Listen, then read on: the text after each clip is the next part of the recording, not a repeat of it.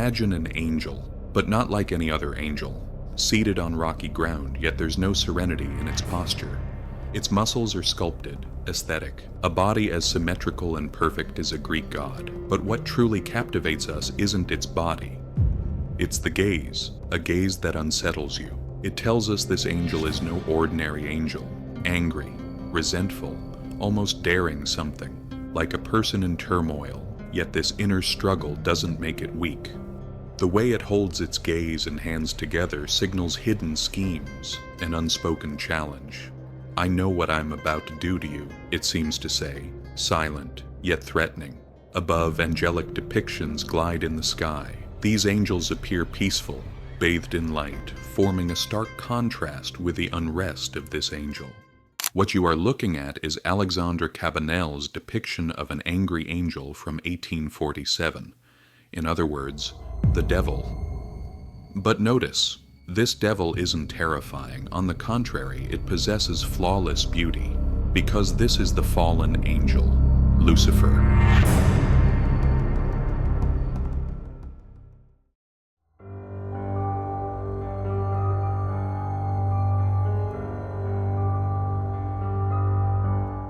Throughout history, depictions of the devil have evolved. While in previous periods he was depicted as a monstrous creature with animalistic features, horns, and claws, depictions of the devil have changed considerably over time. The most unusual depictions of Satan were those portraying him as a fallen angel. In these depictions, the devil appears angelic and aesthetically striking, commanding admiration despite his anger. So why is the devil portrayed this way?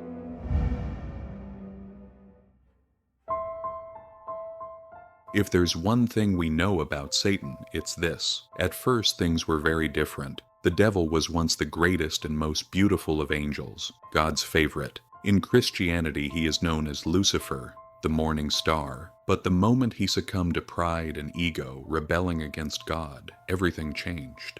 The price of that rebellion was eternal fall, exile from heaven. Lucifer's destiny was altered forever. He was no longer God's favorite, now a solitary being. His initial pride turned into hatred after the fall, even hatred toward God. And from that hatred, only one purpose remains: to separate humans from God's love. He seeks revenge for his fall by orchestrating the fall of God's creations. This narrative is often seen as a symbol of beauty turning to ugliness, light turning to darkness. The fact that even the devil was once good allows us to empathize, making the fallen angel depiction distinct from traditional devil imagery. For example, look at the painting by the Limburg brothers. God sits at the top surrounded by angels, but the composition of the painting is quite interesting. The focus is not on God or the angels above, but rather on the large angel figure below. That figure is Lucifer. He is depicted at the exact moment he is being cast out of heaven, and he's not the only angel falling. Here, God is not only expelling Lucifer, but also the angels who sided with him.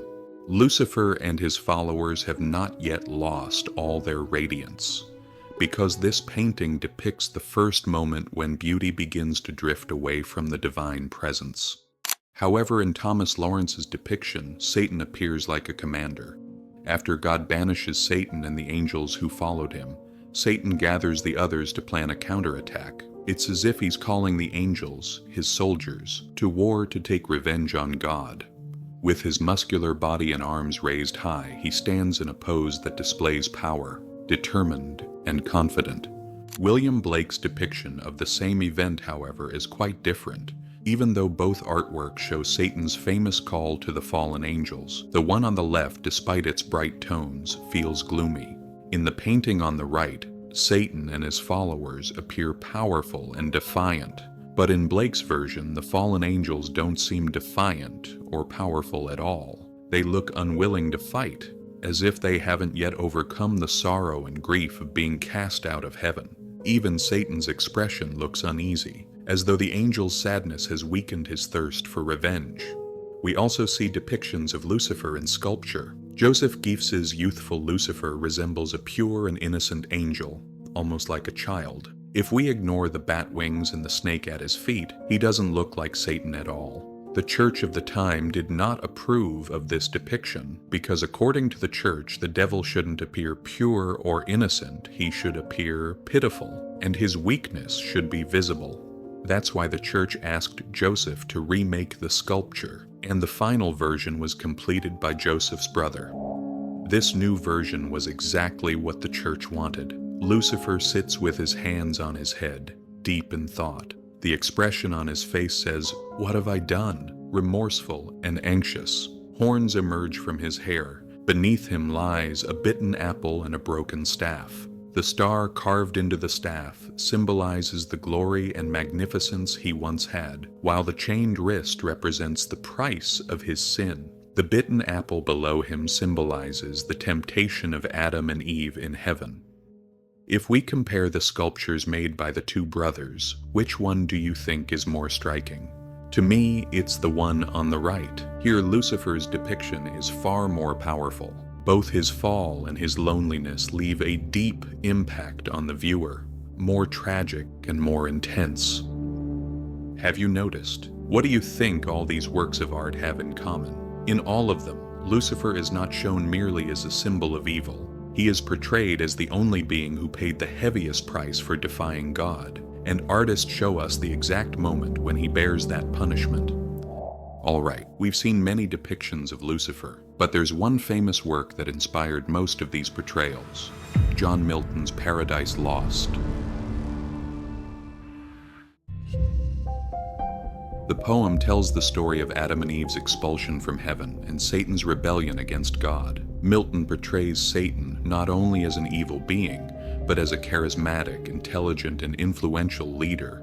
At first glance, he even seems like a hero. His speech is powerful and his determination draws the reader in. But Milton's goal in making Satan appear heroic and captivating is not to glorify him. His aim is to reveal humanity's secret fascination with evil and darkness, fascination with the mystery of darkness. At the beginning of the story, Lucifer is described as a magnificent leader who rebels against what he calls an unjust God, but slowly his true motivation becomes clear. He is not fighting for justice or truth. He seeks only one thing: desire to rise. When we realize this, Lucifer's grandeur collapses and both his spirit and his body begin to decay. Interestingly, his greatest suffering comes in solitude. God does not punish him directly. His real torment lies in his regret and loneliness. And it was Milton's dark yet majestic Satan that inspired many artists to reinterpret Lucifer's fall in their own works. But among these, one painting stands out as the most important depiction of Lucifer in art history.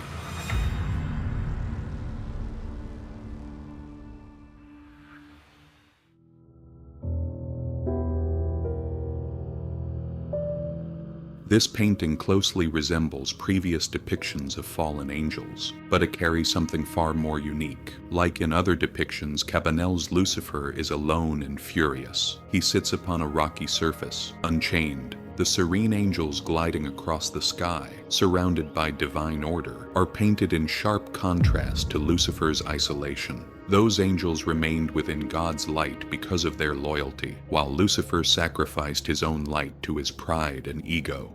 Look at Lucifer's wings. The feathers catch the light, painted in soft whites with touches of blue and green. But as your eyes move downward, the feathers grow darker. The colors shift into deeper blues, indigos, and near the edges, almost black. The darkening of the wings symbolizes Lucifer's inner world, the moment when innocence turns into corruption. Now look at the way the light works in the painting. Lucifer's body is bathed in light, but we cannot say the same for his face. One side is illuminated, the other shrouded in shadow. Even though one of his eyes is hidden in darkness, we can still see them burning with anger. Yet beneath that fury lies a sorrow beyond words. A single tear glistens on his pale skin like a diamond on marble.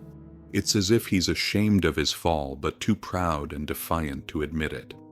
But there is one feature that makes this depiction truly different. In earlier paintings and sculptures, we either see Lucifer as a powerful, charismatic commander or as a broken and pitiful being in despair. Yet here, he seems trapped between those two extremes, both mighty and powerless, both proud and shattered. That's why we cannot judge him easily. Traditional narratives portray Satan's fall as a punishment, the inevitable consequence of pride. But this painting resists that interpretation. Before us is neither a monstrous villain we're meant to hate, nor a heroic figure we're meant to admire.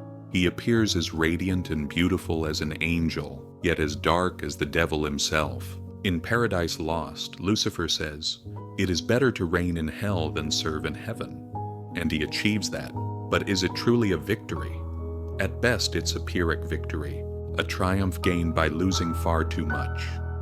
This being who was once God's favorite believes he has won through his rebellion, yet in doing so he has lost everything: his beauty, his peace, his light.